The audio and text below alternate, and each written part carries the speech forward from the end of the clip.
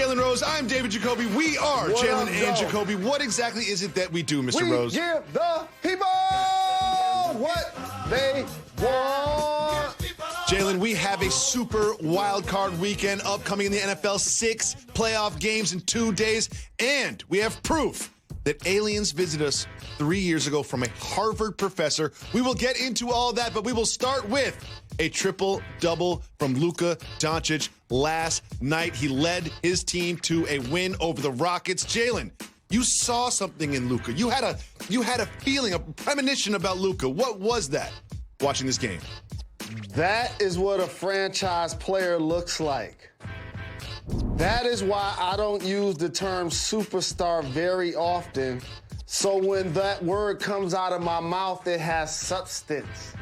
And for Luka and what he's doing in the league, the 30 points, the 15 boards, the 10 dimes, for him to do that before the age of 22 3 times? Jacoby, I fell in love with basketball in the late 70s and the early 80s. Those 2 players who were the catalyst other than the great Dr. J. Larry Bird and Magic Johnson. And when they went on to play in the NBA, they never seemed like the fastest. They never seemed like the most athletic. No. They just seem like they get everywhere they need to get at all times. Oh, if somebody's open, I'll drop the dime. Okay, I'm grabbing the board. I'm leading the break. And so Luka, what he's doing in Dallas, when you really look at great owner in Mark Cuban, outstanding coach in Rick Carlisle. But when you look at their team, it's like he's getting the most out of their guys. He is. He really is. He's getting the most out of their guys. And this is without Porzingis. It is outstanding to watch the maturation of Luka become a franchise, all-time great player so far, so early in his career. So I'm going to take everybody behind the curtain because Jalen often off-wax will say things like, well, if you're the superstar, you're supposed to get us the wins, don't complain. But look at this roster. Look at what Luka Doncic is working with, and he's leading these teams to win. Now, yesterday, Tim Hardaway Jr., he played great, came off the bench and had 30 points. And also, Willie Cauley-Stein got the start in that one and played well himself. They're getting good contributions from him, but it is Luka who is driving this. It's Luka who is the orchestrator. Everything just seems to be slow and easy for him. Does he ever get dunks on people? No. Does he shoot great from 3? No. Does he get buckets? Yes. And he rebounds and leads his team in transition and gets all these assists. He does everything for this team. It has been an amazing performance. But Jalen, I need to point out something from the other side of the ball that we called a long time ago. Yes, it is time for some broken news. To everyone else, it's breaking news. To Jalen and Jacoby listeners, it's broken news. We tried to tell y'all in the offseason that one of the most impactful free agent signing was someone that no one's ever heard of because he played in Detroit and no one is watching Detroit Pistons games besides us two and people in Michigan, and that is the signing of Christian Wood to the Rockets. He has been a true revelation to those that don't watch Jalen and Jacoby. 23.6 points a game. 10 rebounds a game in 5 games, and he is doing everything that Capella did and plays offense and can shoot and can pick and roll and can pick and pop and do everything. Jalen Rose, why is this man not in the Pistons? Jacoby was clowning me at the end of last year. We were on the phone, League Pass, going through the games, and he was like, you watching the Pistons? I don't know nobody that's on their team right now. I can't name anybody that's on their team. And I'm like, well, who are these people? There's somebody that's on their team that has a chance to be special. Christian Wood. And the thing about him, Jacoby, out of respect, everybody wants Anthony Davis. He's first team All-NBA. Can play the 5, can play the 4, can shoot the 3. But when he was in Detroit, I was calling him a discount version of AD. He wasn't getting top dollar. He had the potential to get the numbers, and nobody knew who he was. 3 years and $40 million. Let me give you some context. Blake Griffin is basically going to make that this season. Just think about that. He's basically going to make that this season, $40 million. So Christian Wood has been a great pickup for the Houston Rockets, playing alongside James Harden And John Wall, he's going to always Great be for able to him. get numbers and It get is lobs great and get out in for transition. him. No doubt. Glad you brought up Blake Griffin playing because, he wasn't playing last night. He was resting when the Bucks went off against the Pistons, and Giannis Antetokounmpo scored 43 points on 17 for 24 from the field. He was absolutely dominant. What did you see from the MVP? Well, he played like the back-to-back MVP, and we just frankly, like majority of the teams in the league, don't have anyone physically able to oppose his height, his agility, and his aggression. And then his versatility and motor. There's so many things that make Giannis great. And that's why when I'm watching League Pass Jacoby on a weekday, I appreciate him bringing it the way that he does. And Chris Middleton also knocked down a couple of buckets. I saw Drew Holiday do a great finger roll on the baseline. He's going to be an all-star for them this year. Don't sleep on the Bucks. They've continued to add to their roster. One thing about the Bucks is they've been known as a great regular season team. They've been known as a great defensive team. But Jalen, I know it's early, so I'm not gonna blow this stat up. But it's interesting that they have the #1 offensive efficiency in the league thus far, and that number's only gonna go up because I got some bad news for you, J. Rose. They're playing the Pistons again tomorrow. And then they're playing the Pistons again next Wednesday. Because they're doing these little baseball series to keep the travel tight. So they played the Pistons last night, waxed them. Giannis is just like, I gotta wait one day to get another 40 points. And then they play them next Wednesday too. It's gonna be, they're just gonna feast on this Pistons team over the next week and one day. I can't wait for that. I'm cooking on Sunday, fam. I'm watching the Lions, Sunday, I'm watching the Pistons, Saturday, and Sunday, Celtics. it is going down. It is the super wild card weekend. Just look at what is in front of us. Wow. Look at all of these great games. We're going to prepare you for all of these games over the course of the week. But right now, we're going to focus in on that one in the middle. That is Tampa Bay against the Washington football team. And one thing that got me real fired up for this one is the rookie, soon-to-be Defensive Rookie of the Year, Chase Young, and what he had to say after his team beat the Eagles, who intentionally lost the game. Let's take it away, Chase Young. Tom Brady, I'm coming. I want Tom. He's talking about the greatest quarterback of all time. Chase Young, a rookie of the league, said, Tom Brady, I'm coming. I want the GOAT. I want Tom. Jalen, what do you think about his statement after they beat the Eagles? Well, one thing now, Chase Young, he normally gets what he wants, Jacoby. Like, this ain't your typical young player talking to the 6-time champion. And he's going to have an opportunity to impact the game, along with that defensive front and that front seven that's been outstanding for the Washington football team all year. The problem is those guys don't play offense. No. Like, I just don't see them holding Tom Brady they're going to get 28 points. They're going to get that much, right? I mean, so let's just take a look at where the Washington football team's defense stands amongst the league, because they have put together a really good season. Look at this: 4th in points, 2nd in yards, 5th in interceptions, 6th in sacks. But you look at that 47 sacks that they have gotten this year. It's an impressive. We always talk about the front seven with Allen and Sweat, Young. Crazy. But Jalen, they have also given up 50 sacks. So think about that. They've got Alex Smith back there, who people say he's not exactly not a mobile quarterback. He's an immobile quarterback. That's a good point. And he's got one leg. He's got a leg that's been injured from the top to bottom. He's wearing 17 braces, and this offensive line can't protect him. So they can get after Tom Brady. Chase Young could sack him 6 times. It does not matter. Their offense just can't score enough to even make this competitive. Jalen, what do you see? As I'm cooking on Saturday and Sunday, I just had a premonition about this game come to me. Tom Brady, as much as we're talking about him and Chase Young, you know what their actual path to victory should be? Turn around and hand the football off to Leonard Fournette or Ronald Jones II. That should be something that they're able to do against Washington as well. That's going to be what gets it done for the Bucks. That's a good point, Ronald Jones. Here's the thing about that, Jalen Rose, is while this team is really good against the pass, I think they're around second to third against the pass, right in the middle of the pack against the run. That's a good point from you, Jalen Rose. I have the numbers to back up your premonitions. Jalen, we talked about your trash Pistons. It's now time to talk about your trash Lions. This tweet from Adam Schefter updated us on the future head coach of the Lions. He said that President Ron Wood has interviewed with Bevel and Bieniemy and Marvin Lewis, but Jalen, I know who the next head coach of the Lions is going to be and should be. So can we say it at the same time? We have not talked about this.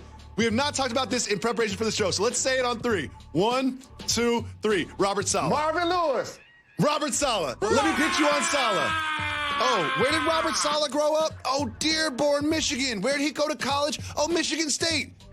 Well, he coached at Michigan State, went to Northern Michigan, also coached at Central Michigan. He's a Michigander, Jalen Rose. Bring Robert Saleh home. Now tell me why it should be Marvin Lewis. That's a good point right there. I like where you went with that one. That changed your mind? That changed your mind? No, it didn't change my mind. Because Marvin Lewis did a great job. You ready for this? Operating on a budget like he had to do for years and years and years in Cincinnati. And trust me, dog, you know I love my Lions. I love all of my hometown teams, ride or die. But let me tell you something that my Lions don't do. They don't pay coaches like Eric Bieniemy top dollar. They don't do that. He's going to get top dollar. Eric Bieniemy, it's a good point. I'll tell you, Robert Saleh, bring the hometown kid back. Bring the hometown kid back. Jalen, we have some very important news that matters.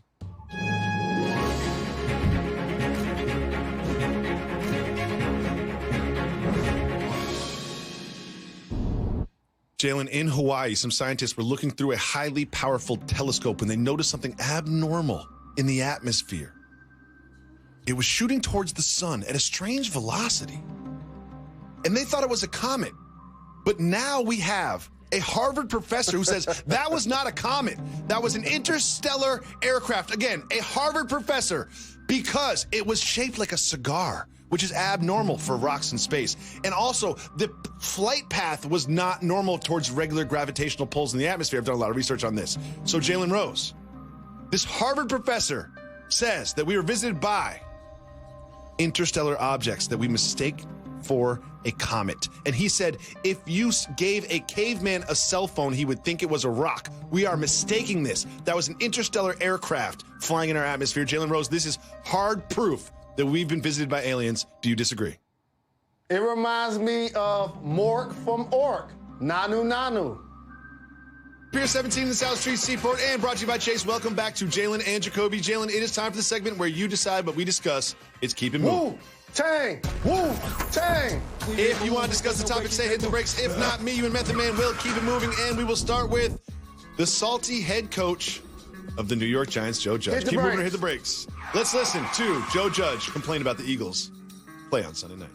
To disrespect the effort that everyone put forward to make this season a success for the National Football League, to disrespect the game by going out there and not competing for 60 minutes and doing everything you can to help those players win, we will never do that as long as I'm the head coach of the New York Giants. Two things, Jalen. One, he's not wrong, okay? He's not wrong. But two, you won 6 games, dog. You won 6 games. What do you want? You want to get in the playoffs with 6 wins? That's what you want? What are your thoughts? It's going to be hard for Doug Peterson to coach that locker room again. I saw the footage of a couple of their great players, Zach Ertz and Kelsey, out there with Wentz until 1 in the morning. Reports guys on defense wanted to confront him when he made the quarterback change. He's never truly spoke up for Jalen publicly. I just think that he probably felt like he had an exit plan, but it's gone wrong, and he won't be as attractive to the next spot, in particular to the fan base, once they realize this situation that took place. I just want to pull aside Doug Peterson, just us two, just put my arm around him and say, you really think that was worth 3 draft spots? You really think that was worth all this? You think all this is worth 3 draft spots? You lost a locker room. Your reputation took a hit. Your relationship with the fan base took a hit. You think that was worth going from 9th to 6th? I'm not so sure about that. I think you made a miscalculation. The players in the league, amongst your peers, that's one of his coaching peers talking about him in the division. Ain't worth it. Well, someone else who has a lot of things to think about this offseason is Deshaun Watson. He had something to say about the Texans. Keep moving, hit the brakes. He said that the Texans need a whole culture shift. Jalen, how do you think they will pull that off, and what do you think he means? Hey, dog, let me tell you something. I remember when Deshaun Watson was a young lad, watching him get a home from the Warwick Dunn Foundation, him and his mom. And I followed him the entire time. I followed him at college. I follow him in the league. He's actually one of my favorite players, and I would love to start a team with him as the quarterback. So for this year, the reason why I'm doing this is because they paid him $500 million. They paid him $500 million. So therefore, I'm going to lead the league in passing, and we'll figure it out this offseason. Let's just figure it out this offseason. No one has lost more games to the quarterback position and been more respected than Deshaun Watson this season. I've never seen a quarterback in my whole entire life lose more games than Deshaun Watson has, and have pundits and have fans and have people just celebrate him the way that they have this year, and he deserves all of it. Moving on, Jalen, we now know some new details about the NCAA tournament in 2021. Keep moving or hit the brakes. Hit the brakes. Okay. The NCAA tournament will be held entirely in Indiana, mainly in Indianapolis, but there will be other sites. Your thoughts as someone who spent a lot of time in the area? Correct, and that's where I was going. If all of the teams needed to be somewhere that collegiate basketball will be celebrated, you've heard me say it. In 49 states is basketball, but that's Indiana. I have one note. They got to play at least one game in the Hoosier Gym. I've been there. It's amazing. One game in the Hoosier Gym. Just one, please. Moving on. The Knicks are indisputably, undebatably the best team in the NBA. Keep moving or hit the brakes. I'm happy for Tibbs and Julius Randle having a season this year I thought he was going to have last year. Big win over the Hawks.